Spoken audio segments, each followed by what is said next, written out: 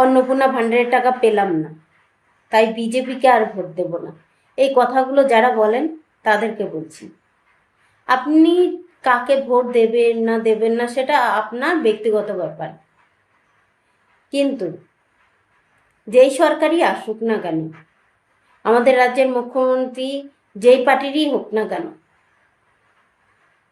আপনি যে একটা ফর্ম জমা দেবেন, সেই মুখ্যমন্ত্রী কিন্তু এসে আপনার ফর্মটা দেখবেন, তার জন্য লোক রাখা আছে।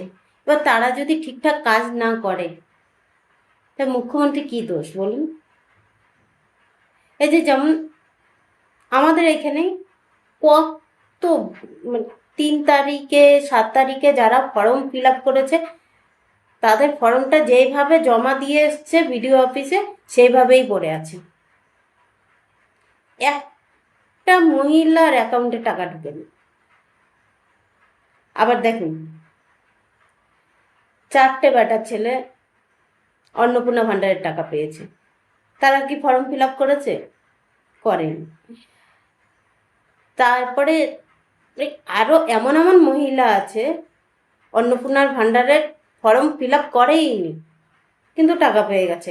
আবার কেউ কেউ আছে অন্নপূর্ণা ভাণ্ডারের টাকা পাওয়ার জন্য অফলাইনে অ্যাপ্লাই করেছে, ফর্ম ফিল আপ করে 50 টাকা 100 টাকা করে ফর্ম ফিল আপ করে তারপরে বিডিও অফিস গিয়ে জমা দিয়ে এসছে।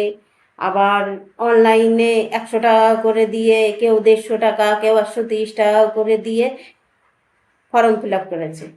তাহলে যারা অফলাইনে করেছে, অনলাইনে করেছে, তারাও টাকা পায়নি, আর এদিকে পুরুষরা পাচ্ছে।